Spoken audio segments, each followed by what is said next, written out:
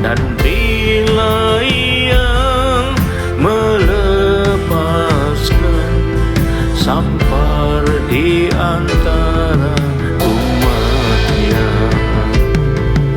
dan umatnya yang atasnya namanya disebut, merendahkan diri berdoa serta mencari wajahnya,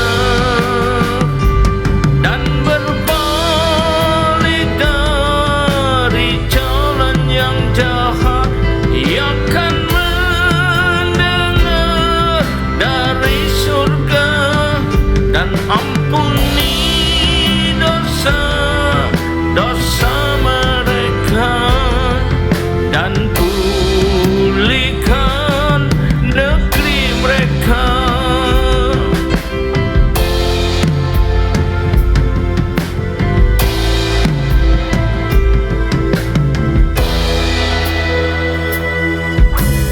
Tuhan telah berfirman,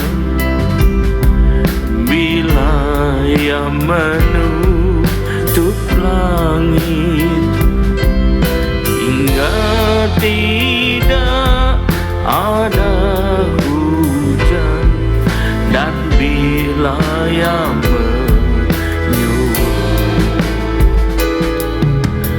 belalang memakan habis hasil bumi, dan bila Ia melepaskan sampar di antara umatnya, dan umatnya yang atasnya namanya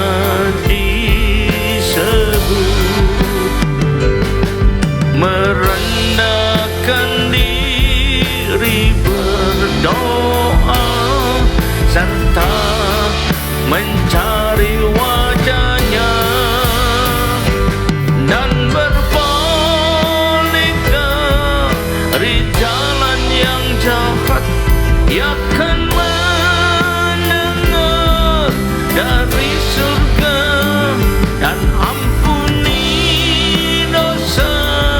dosa mereka, dan pulihkan negeri mereka, dan pulihkan negeri mereka, dan pulihkan negeri mereka.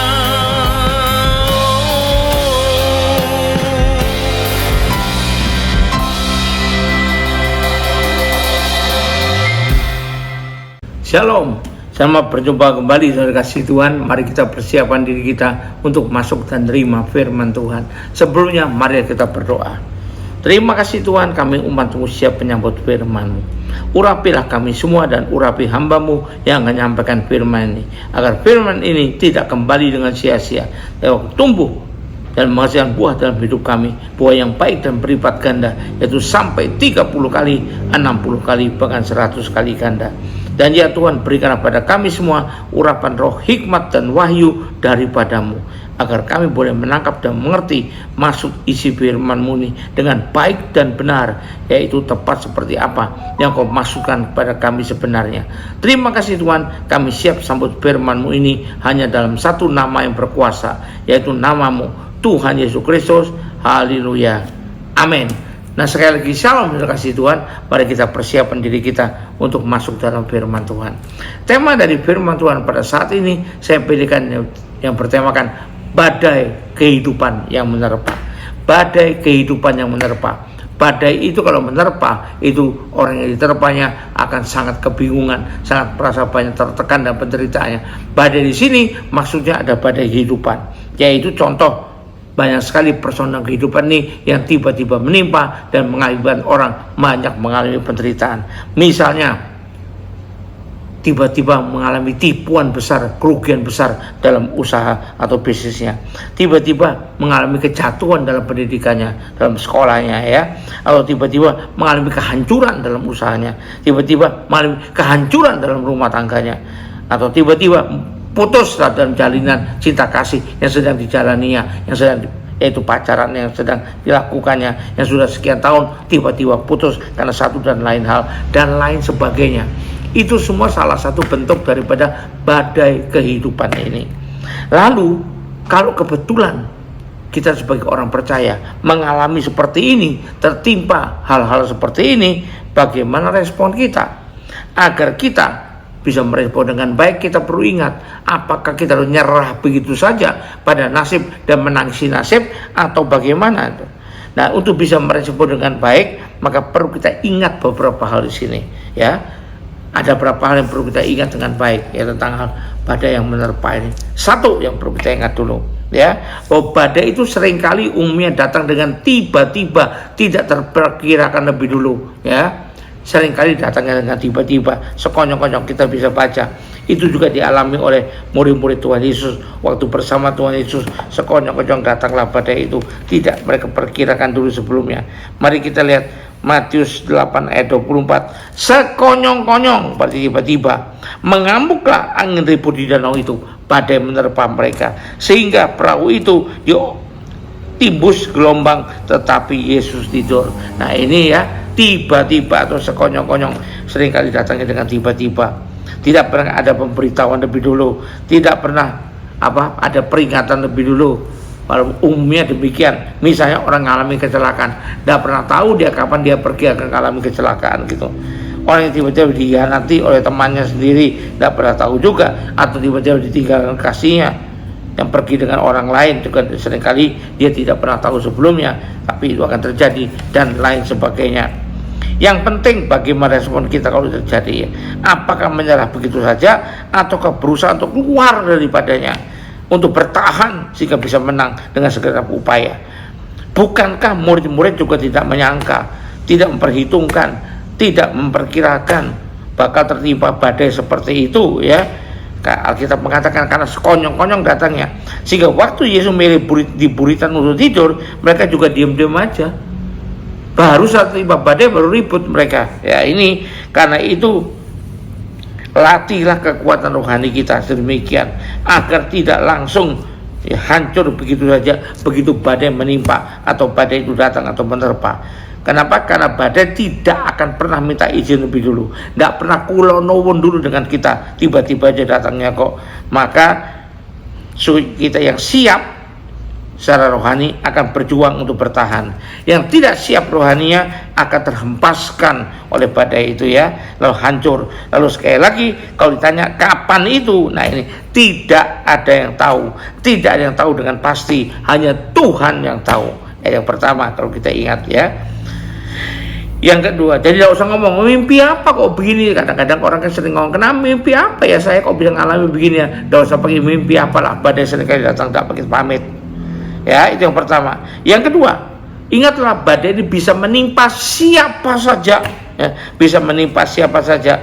Badai kehidupan tidak pilih-pilih untuk menimpa. Mari kita lihat Matius 8 ayat 23. Matius 8 ayat 23 sampai 25. Injil Matius pasal 8 ayat 23 sampai 25. Lalu Yesus naik ke dalam perahu dan murid-muridnya pun mengikutinya. Muridnya mengikuti Yesus sekonyong-konyong. Nah, sekonyong-konyong pada tiba-tiba mengamuklah angin ribut di danau itu, badai datang menimpa sehingga perahu itu ditimbus oleh gelombang, tapi Yesus tidur. Ada Yesus ya. Walaupun Yesus sedang tidur di buritan, maka datanglah murid-muridnya membangunkan dia, katanya, Tuhan tolonglah kita binasa. Itu yang pertama kita baca. Kedua kita baca lagi di Markus 4 ayat 36 sampai 38. Markus 4 ayat 36 sampai 38. Mereka meninggalkan orang banyak itu, lalu bertolak dan membawa Yesus bersama mereka. Membawa Yesus, disertai Yesus, yes, ya. Dan mereka bersama mereka dalam perahu di mana Yesus telah duduk dan perahu lain juga menyertai mereka. Lalu mengamuklah taufan yang sangat dahsyat dan ombak menyembur masuk ke dalam perahu sehingga perahu itu mulai penuh dengan air.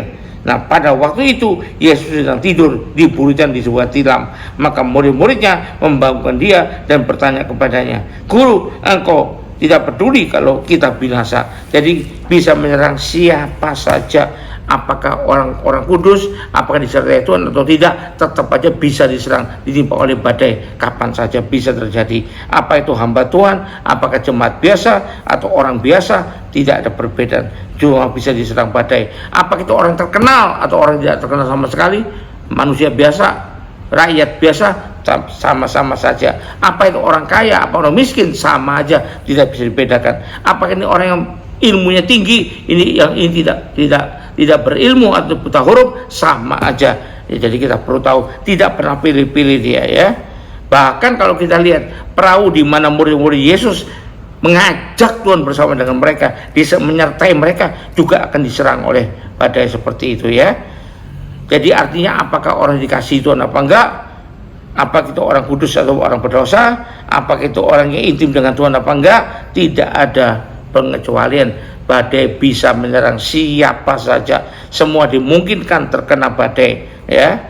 Jangan merasa istimewa dong kalau gitu, sehingga pasti nggak bakal kena. Jangan bilang begitu, karena semua orang masih ada kemungkinan bisa kena terserang badai. Itu yang perlu kita ingat. Yang ketiga, jadi kalau kita terserang badai, yaitu memang kita masih manusia, ya, ada kemungkinan terserang oleh badai. Tapi yang perlu kita ingat berikutnya, bahwa badai itu pasti akan berlalu. Tidak ada badai seterusnya, pasti akan berlalu. Sesuatu ada waktunya. Kita bisa baca di kitab Pengkhotbah 3 mulai ayat 1, ayat 4 dan ayat 10. Untuk segala sesuatu ada masanya. Untuk apapun di bawah langit ada waktunya, termasuk juga waktu badai, ya. Ayat 4 mengatakan ada waktu untuk menangis, misalnya waktu dilanda badai. Tapi ada waktu untuk tertawa, waktu badai itu bisa dilalui, badai meredak, ya. Ada waktu untuk meratap, seperti tadi waktu dilanda penderitaan. Ada waktu untuk menari, waktu bebas dari penderitaan. Ayat 10 mengatakan, nah ini yang jelas katakan di sini. Aku telah melihat pekerjaan yang diberikan Allah kepada anak-anak manusia untuk melelahkan dirinya, ya. Ia membuat segala sesuatu indah pada waktunya, bahkan ia memberikan kekalahan hati mereka. Tapi manusia tidak dapat menyelami pekerjaan yang dilakukan Allah dari awal sampai akhir. Nah, tapi kita perlu ketahui dengan baik juga, badai sebesar apapun, ya, pasti tidak untuk selamanya. Pasti ada waktunya, pasti akan berlalu juga. Badai dalam kehidupan juga begitu. Jadi jangan putus asa, saya mau katakan. Nah, itu badai itu diizinkan datang untuk melatih dan membentuk kita agar kita bisa semakin kokoh di dalamnya, semakin kokoh rohani kita. Badai pasti berlalu, apalagi bila kita melawan itu bersama, menghadapinya bersama dengan kuasa Tuhan, maka kita akan bisa melalui dengan baik. Nah, yang penting kita ingat, yang keempat, yang paling penting, maka kalau kita bersama Tuhan, kita pasti akan menang terhadap badai apapun juga, ya, pasti akan menang. Mari kita baca Matius 8 ayat 16. Menjelang malam dibawalah kepada Yesus banyak orang yang kerasukan setan. Dengan sepatah kata Yesus mengusir roh-roh itu, lalu menyembuhkan orang-orang yang menderita sakit. Ini badai dalam bentuk lain diteduhkan oleh Tuhan Yesus, ya. Kita melihat diteduhkan oleh Tuhan Yesus, ya. Kita melihat juga kemudian ayat yang ke-28 berkata, ya, Matius 8 ayat 28. Ia berkata kepada mereka, yang tadi murid-muridnya ketakutan, mengapa kamu takut, kamu yang kurang percaya? Percayalah kepada dia. Lalu bangunlah Yesus, menghardik angin itu dan danau itu, maka danau itu menjadi teduh sekali, badainya menjadi teduh. Jadi bersama Tuhan pasti kita menang terhadap badai sebesar apapun, badai bentuk apapun, ya. Lalu kita baca Markus 4 ayat 39. Yesus waktu itu ada muridnya mengeluh, Guru, engkau tidak peduli kalau kita binasa. Maka Yesus pun bangun, lalu menghardik angin itu, badai itu, dan berkata pada danau itu, diam, tenanglah. lalu angin itu pun reda dan itu menjadi teduh sekali. Jadi bersama Tuhan kita pasti bisa mengatasi badai sebesar apapun itu. Haleluya, puji Tuhan. Dan biar kita pegang itu semua. Jadi kalau kita menghadapi badai apapun dalam kehidupan ini, biar kita ingat-ingat hal yang tadi, agar kita tidak salah melangkah ya, tidak salah merespon. Haleluya, puji Tuhan. Mari kita akhiri ibadah ini dengan terima berkat dari Tuhan. Angkat dua tanganmu, kembalilah ke aktivitas masing-masing dengan berkat terbaik buat Allah Bapa di sorga, dari Allah Bapa di sorga, juga dengan kasih karunia dan damai sejahtera dari Tuhan kita Yesus Kristus, juga dengan persekutuan, pertolongan, penghiburan, kekuatan, dan terutama urapan yang penuh Roh Kudus yang berikan pada kita kemauan dan kemampuan untuk bisa menghadapi badai sesuai dengan kuasa Tuhan yang menyertai kita. Dan biarlah itu menyertai kita mulai saat ini sampai sepanjang tahun ini, sampai Maranatha, bahkan sampai selama-lamanya. Yang percaya dengan terima pertolongan ini selalu mengatakan amin. Terus berkati, haleluya, puji Tuhan, sampai jumpa.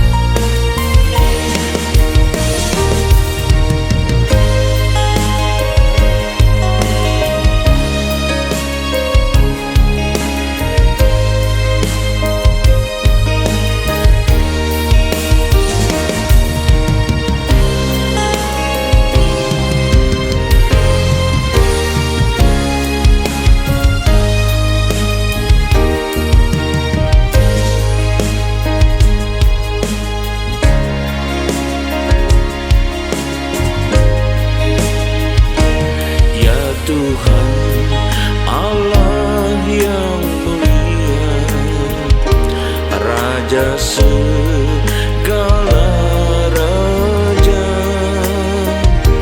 penolongku yang setia, penguasa semesta,